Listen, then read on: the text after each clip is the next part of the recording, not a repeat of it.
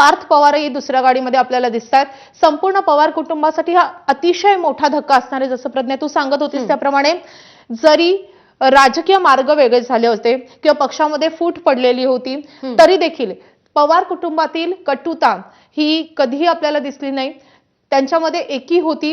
वेगवेगळ्या सणा समारंभाच्या निमित्तानं पवार कुटुंब आपल्याला कायमच एकत्र दिसलेलं होतं आणि आता तर त्यांनी एकत्रित निवडणुका लढवलेल्या होत्या। त्यामुळे पवार कुटुंब पुन्हा एकत्र येणार किंवा त्यांचे दोन्ही पक्ष एकत्र येणार अशी चर्चा गेल्या काही दिवसात राजकीय वर्तुळात सुरू असताना आता ही अतिशय हादरवणारी बातमी आली आहे।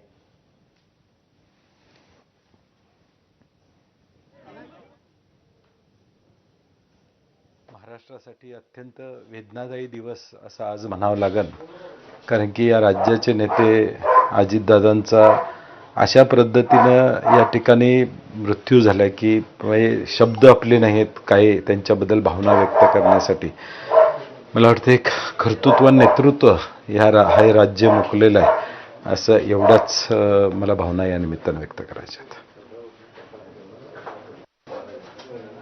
ही प्रतिक्रिया आपण पाहिली। एक कर्तृत्ववान नेत्याला राज्य मुकलंय असं सतेज पाटील म्हणालेत। आणि माधवी, जसं तू सांगत होतीस की महाराष्ट्राच्या राजकारणातले वारे काहीसे बदलत होते तसं चित्र निर्माण झालं होतं। दोन्ही राष्ट्रवादी या महानगरपालिकांच्या निवडणुकांमध्ये काही ठिकाणी एकत्र लढल्या होत्या आणि हाच पॅटर्न नंतर राज्यात सत्तेत देखील येईल अशी देखील चर्चा रंगत असताना अजित पवार यांची ही अकाली एक्झिट मनाला चटका लावणारी आहे। अजित पवारांच्या राजकीय कारकिर्दीचा जर विचार केला तर उपमुख्यमंत्रीपद आणि अजित पवार हे एक वेगळं समीकरण निर्माण झालं होतं, कारण 5 वेळा ते राज्याचे उपमुख्यमंत्री झालेले होते आणि त्यावरून अनेकदा त्यांनी मिश्किल टिप्पणी देखील केलेली होती अनेक जाहीर पत्रकार परिषदांमध्ये आणि त्यांनी ते खूप हसत खेळत स्वीकारलेलं समीकरण होतं।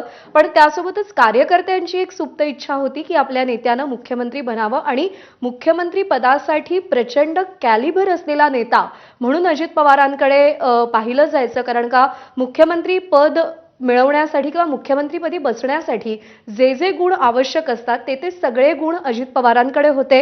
महाराष्ट्राच्या राजकारणाचा प्रचंड असा दांडगा व्यासंग त्यांच्याकडे होता। शरद पवारांचा अनुभव त्यांच्या पाठीशी होता।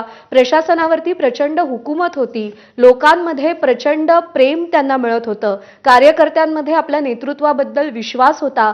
त्याच विश्वासाच्या जोरावर ज्यावेळी अजित पवारांनी वेगळा मार्ग निवडला त्यावेळी अनेक कार्यकर्ते हे अजित पवारांसोबत गेले, सत्तेत सहभागी झाले। हे सगळे गुण अजित पवारांकडे होते आणि मुख्यमंत्रीपदी विराजमान व्हायचं त्यांच्या कार्यकर्त्यांचं एक स्वप्न होतं, पण दुर्दैवानं ते आता कधीच पूर्ण होणार नाहीये। आपण काही महत्त्वाचे अपडेट्स देऊयात। उपमुख्यमंत्री एकनाथ शिंदे हे आता बारामतीच्या दिशेने रवाना झाल्याचं कळतंय आणि पंतप्रधान नरेंद्र मोदींनी देखील मुख्यमंत्र्यांशी या विमान अपघाताची आणि अजित पवारांच्या मृत्यू संदर्भात फोनद्वारे माहिती घेतल्याचं कळतंय।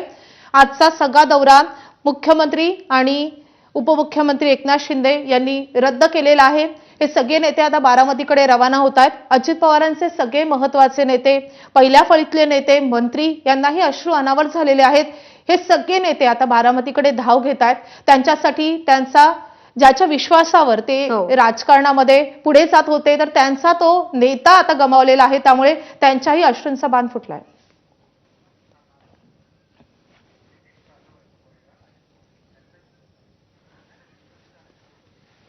तर अजित पवारांचे जे अंगरक्षक होते, सुरक्षा रक्षक होते, विदित जाधव त्यांचा देखील या अपघातामध्ये मृत्यू झालेला आहे। एकूण 6 जण या विमानानं प्रवास करत होते आणि त्या 6ही जणांचा मृत्यू झालाय।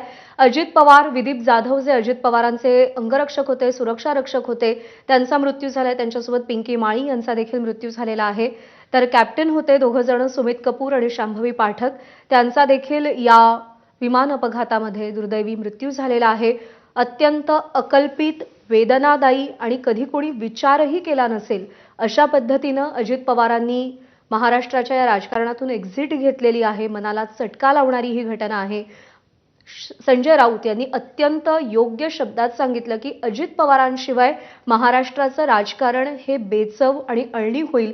कारण का महाराष्ट्राच्या राजकारणामध्ये एक स्पार्क निर्माण करणं, महाराष्ट्राच्या या संपूर्ण राजकीय वर्तुळात जिथे कायमच आरोप प्रत्यारोप होत असतात, टीका टिप्पणी होत असते, तिथे मिश्किल वक्तव्य करून काहीसा कार्यकर्त्यांवरचा ताण हलका करणं, आपल्या सहकाऱ्यांवरचा ताण हलका करणं हे अजित पवार सातत्यानं करत असायचे.